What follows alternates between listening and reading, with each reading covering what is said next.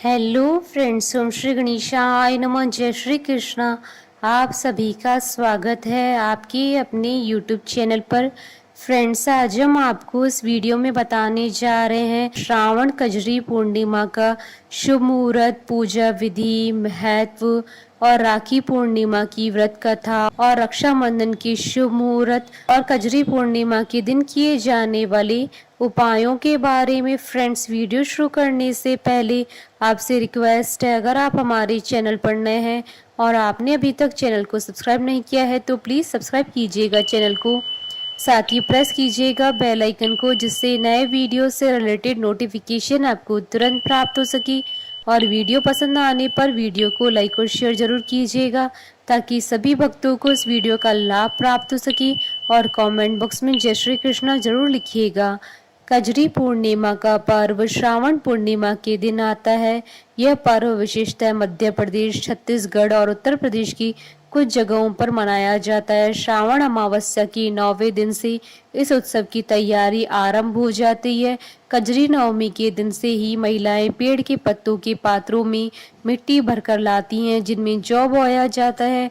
कजरी पूर्णिमा के दिन महिलाएं इन जौ के पात्रों को सिर पर रखकर पास के किसी तालाब या नदी में विसर्जित करने के लिए ले जाती है। इस नवमी की पूजा करके महिलाएं कजरी बोती हैं, गीत गाती हैं, कथा कहती हैं। महिलाएं इस दिन व्रत रखकर अपनी पुत्र की लंबी आयु और उसके सुख की कामना करती हैं। श्रावण पूर्णिमा को भारत के विभिन्न क्षेत्रों में अनेक नामों से जाना जाता है। उसके अनुसार पर्व मनाया जाता है, जैसे उत्तर भारत में रक्षाबंधन के पर्व के रूप में, दक्षिण भारत में नारियेली पूर्णिमा और अवनी अवितम, मध्य भारत में कजरी पूनम तथा गुजरात में पवित्रपना के रूप में मनाया जाता है। हर साल श्रावण पूर्णिमा तिथि को हिंदू धर्म का महत्वपूर्ण त्योहार रक्षाबंधन मनाया जाता है। इसमें बहनें अपनी भाई की तरक्की की तथा उनकी लंबी उम्र की कामना करते हुए कलाई पर रक्षा सूत्र बांधती है। देश के अलग अलग हिस्सों में ये त्योहार मनाया जाता है, लेकिन हर जगह से विभिन्न प्रकार के नाम से जाना जाता है और इसे मनाने की परंपराएं भी अलग होती हैं।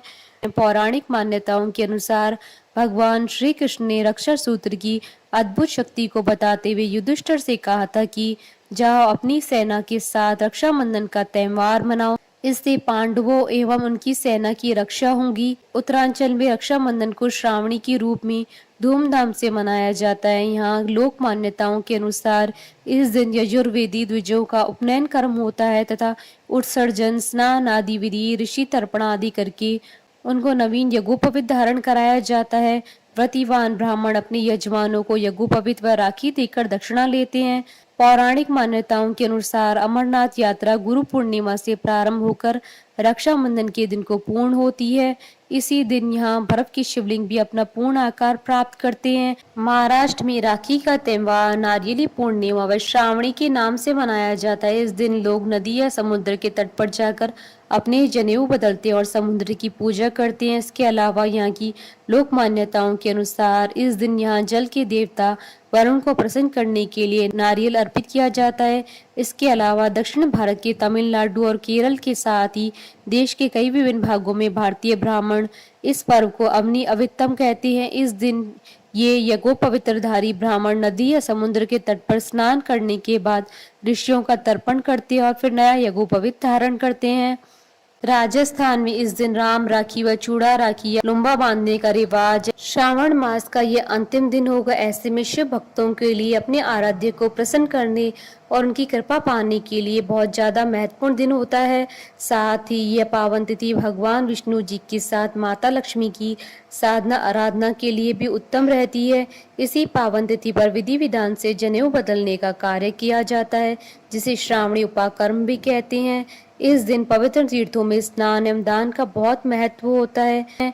सावन के महीने में भगवान शिव जी की पूजा का विशेष फल मिलता है। ऐसे में सावन मास के आखिरी दिन आपको भगवान शिव जी को प्रसन्न करने में कोई कसर नहीं छोड़नी चाहिए। श्रावण मास की पूर्णिमा के दिन भगवान शिव जी की साधना एवं आराधना एवं रुद्राभिषेक का विशेष महत्व होता है।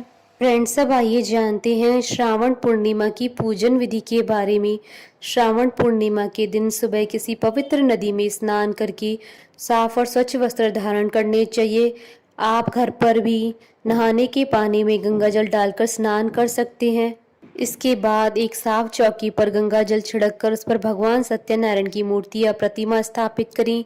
मूर्ति स्थापित करके उन्हें पीले वस्त्र, पीले फल और पीले रंग के पुष्प अर्पित करें और उनकी विधिवत पूजा करें। इसके बाद भगवान सत्यनारायण की कथा पढ़ें या सुनें। कथा पढ़ने के बाद उन्हें चरणामृत और पंजीरी का भोग लगाएं। इस प्रसाद को स्वयं भी ग्रहण करें और अन्य लोगों के बीच में भी बांटें। फ्रेंड्स, अब आइए जानते हैं पूर्णिमा रक्षाबंधन के शुभ मुहूर्त के बारे में। हिंदू पंचांग के अनुसार इस बार सावन पूर्णिमा 11/12 अगस्त 2022 को है। 11 अगस्त 2022 को रक्षाबंधन का पर्व मनाया जाएगा। वहीं स्नान दान पूर्णिमा 12 अगस्त 2022 को मनाई जाएगी।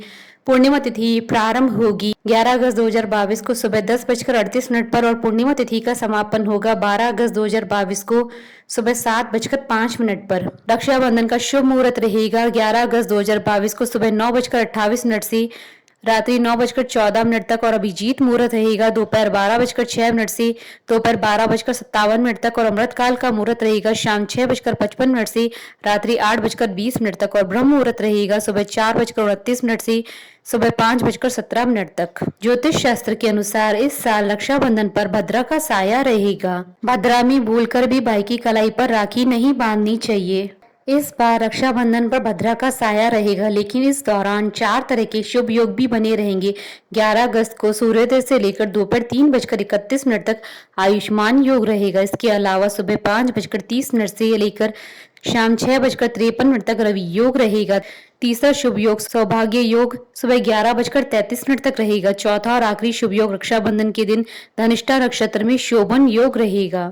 रक्षाबंधन के दिन भद्रा काल की समाप्ति रात 8:51 पर होगी।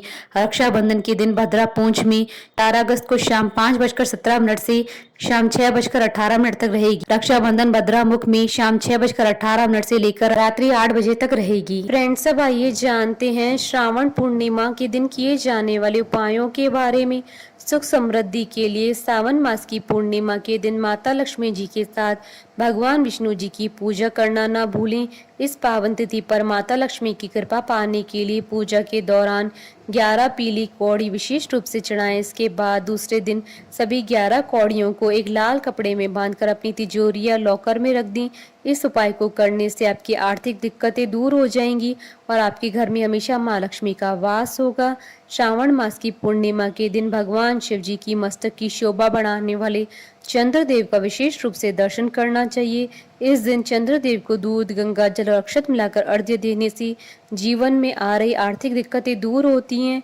इस दिन चंद्रदेव की कृपा पाने के लिए उनके मंत्र ओम श्राम श्रीम श्रोम सच्चंद्रमसे नमः अथवा ओम सोम सोमाय नमः मंत्र का जप अवश्य करें। कजरी पूर्णिमा यानी श्रावण पूर्णिमा का शास्त्रों में बड़ा महत्व माना गया है। इस पूर्णिमा के दिन धन प्राप्ति का सिद्ध प्रयोग किया जाता है। पूर्णिमा की रात्रि में चांद की चांदनी में एक सूखे नारियल का गोला लेकर उसमें छोटा सा छेद करें। इस छेद में से उबालकर ठंडा किया गया मीठा दूध भर दें। छेद को बंद करके चांद की चांदनी में रात भर रखा रहने दें। यह दूध अमृत के समान बन जाता है। जिन लोगों को चंद्र से संबंधित कोई दोष हो उसमें आराम मिलता है। मानसिक रोगियों को यह दूध पिलाने से उनकी स्थिति में सुधार होता है। सुख सौभाग्य और धन संपत्ति की प्राप्ति के लिए श्रावणी पूर्णिमा की रात्रि में पीपल के पेड़ के नीचे गाय के शुद्ध घी का दीपक जलाएं। दीपक में एक पीली कौड़ी डालें। भगवान विष्णु और लक्ष्मी जी से सुख समृद्धि की कामना करें। शीघ्र ही धन संकट समाप्त होगा। फ्रेंड्स, अब आइए जानते हैं राखी पूर्णिमा की कथा के बारे में। जब युधिष्ठिर इंद्रप्रस्थ में राजसूय यज्ञ कर रहे थे उस समय सभा में शिशुपाल भी मौजूद था। शिशुपाल ने भगवान श्री कृष्ण का अपमान किया तो श्री कृष्ण ने अपनी सुदर्शन चक्र से उसका वध कर दिया। लौटते हुए सुदर्शन चक्र से भगवान की छोटी उंगली थोड़ी सी कट गई और उससे रक्त बहने लगा। यह देख द्रौपदी आगे आई और उन्होंने अपनी साड़ी का पल्लू फाड़कर श्री कृष्ण की उंगली पर लपेट दिया। इसी समय श्री कृष्ण ने द्रौपदी को वचन दिया था कि वह एक एक धागे का ऋण चुकाएंगे। इसके बाद जब कौरवों ने द्रौपदी का चीर हरण करने का प्रयास किया तो श्री कृष्ण ने चीर बढ़ाकर द्रौपदी की चीर की लाज रखी। मान्यता है कि जिस दिन द्रौपदी ने श्री कृष्ण की कलाई में साड़ी का पल्लू बांधा था वह श्रावण पूर्णिमा का ही दिन था। दूसरी कथा, एक बार युधिष्ठिर ने भगवान कृष्ण से पूछा, हे अच्युत, मुझे रक्षाबंधन की वह कथा सुनाइए जिससे मनुष्यों की प्रेत बाधा तथा दुख दूर होते हैं। भगवान कृष्ण ने कहा कि हे पांडव श्रेष्ठ, एक बार दैत्यों तथा देवताओं में युद्ध छिड़ गया और ये युद्ध लगातार 12 वर्षों तक चलता रहा। असुरों ने देवताओं को पराजित करके उनके प्रतिनिधि इंद्र को भी पराजित कर दिया। ऐसी दशा में देवताओं सहित इंद्र अमरावती में चले गए।